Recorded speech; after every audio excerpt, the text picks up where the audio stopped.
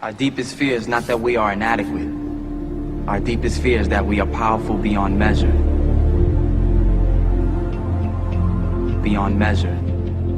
I'm gonna show you how great I am. Last night I cut the light off in my bedroom, hit the switch, was in the bed before the room was dark. I'm gonna show you how great I am. Only last week I murdered a rock, injured a stone, hospitalized a brick. I'm so mean I make medicine sick. I'm gonna show you how great I am. This kid's gonna be the best kid in the world. This kid's gonna be somebody better than anybody ever knew. I'm gonna show you how great I am. I have wrestled with an alligator. I done tussled with a whale. I done handcuffed lightning, throw thunder in jail. I'm gonna show you how great I am. All of you chumps are gonna bow when I whoop him. All of you, I know you got him. I know you got him picked, but the man's in trouble. I'm gonna show you how great I am.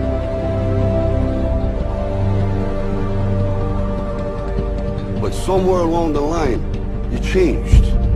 You stopped being you. You let people stick a finger in your face and tell you you're no good. And when things got hard, you started looking for something to blame. Like a big shadow. Let me tell you something you already know. The world ain't all sunshine and rainbows. It's a very mean and nasty place, and I don't care how tough you are, it will beat you to your knees and keep you there permanently if you let it. You, me, or nobody is gonna hit as hard as life. But it ain't about how hard you hit. It's about how hard you can get hit and keep moving forward. How much you can take and keep moving forward. That's how winning is done. Because if you're willing to go through all the battling you gotta go through to get to where you want to get, who's got the right to stop you? I mean, maybe some of you guys got something you never finished, something you really want to do, something you never said to someone, something. And you're told no, even after you pay your dues. Who's got the right to tell you that? Who? Nobody. It's your right to listen to your gut. It ain't nobody's right to say no. After you earn the right to be where you want to be and do what you want to do.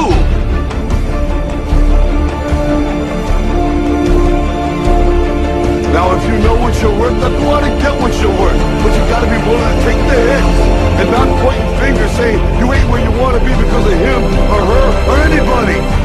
Cowards do that, and that ain't you. You're better than that. Our deepest fear is not that we are inadequate. Our deepest fear is that we are powerful beyond measure.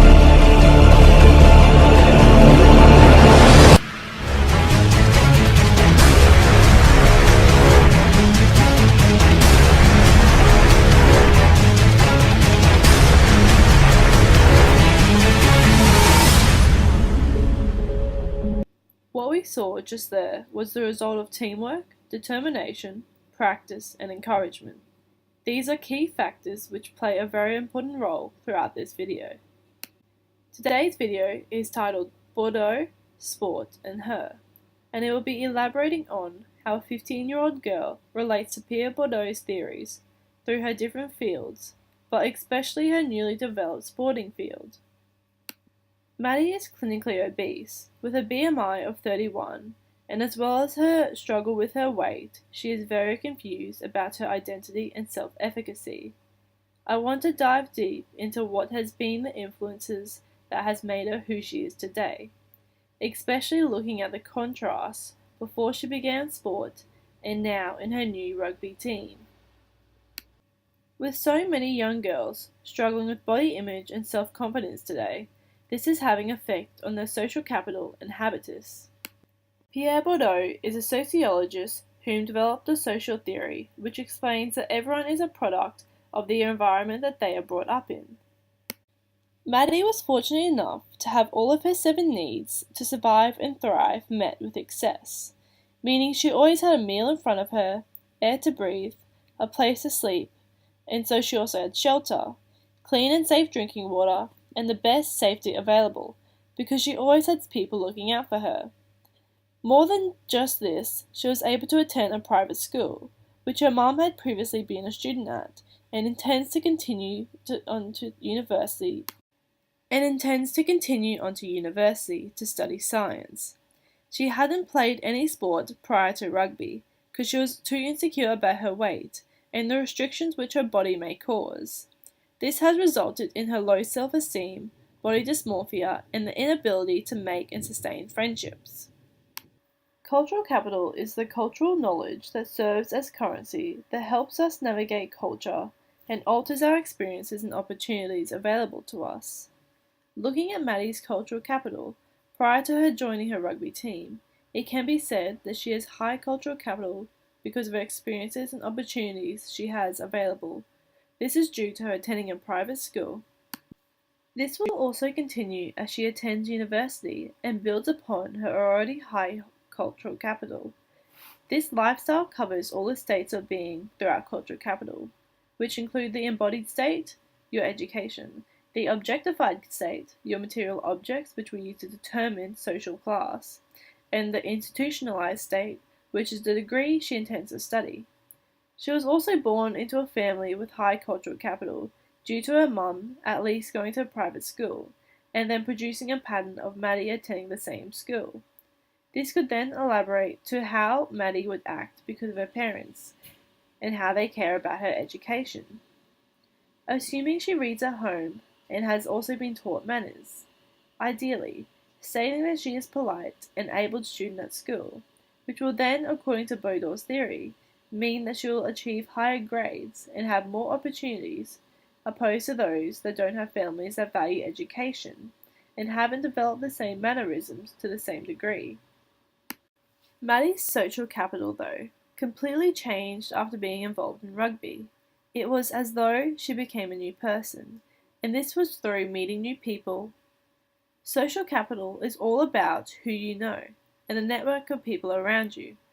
Maddie was not a very social girl prior to playing rugby, and wasn't able to create the strong friendships which most students were able to develop with many people. She had minimal friends, and of those, they were similar to her in that they also had low social capital. It is possible to have high social capital though, even if you only have a few friends, and it's all about the connection that those people have. Maddie, though, was unable to connect with these people because of the difference in interests and values.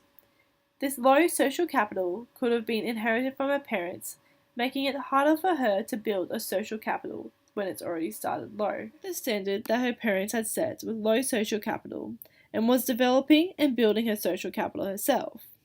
This, though, was shared with her teammates and gained her access to their collective capital. Collective capital is when people of similar interests, values, and mannerisms are able to be identified and picked out of a group because of these things. This was then evident for Maddie and will be explored further in her habitus, socially acquired ways of thinking and moving. Looking at Maddie prior to rugby, it could be seen that how she walks, talks, and dresses drastically changed when she joined the rugby team. The way she gestured, her posture, and attitude went from being very shy, timid, and wallflower-like to being engaged, attentive, and confident. Adding value to someone for doing something that they are good at will build confidence, self-esteem, and result in them being able to experiment more with what they do. This was the case for Maddie.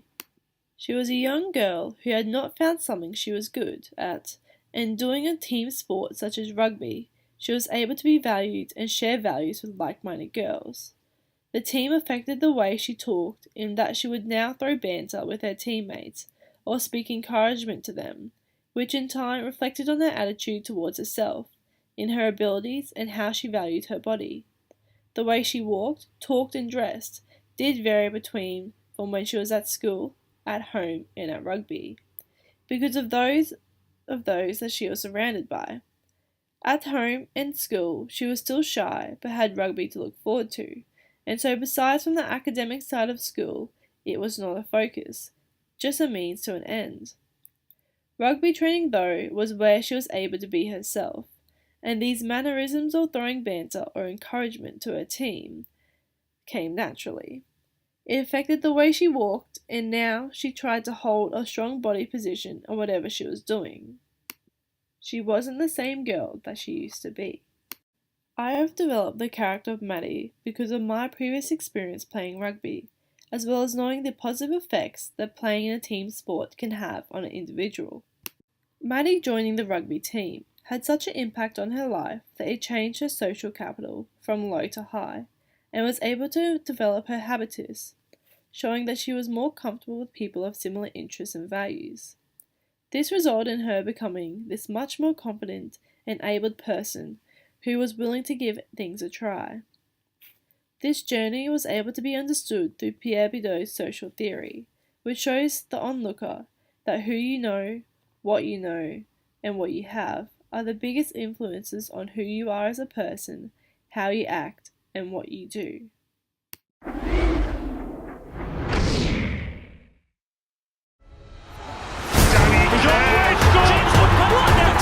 That is a beauty.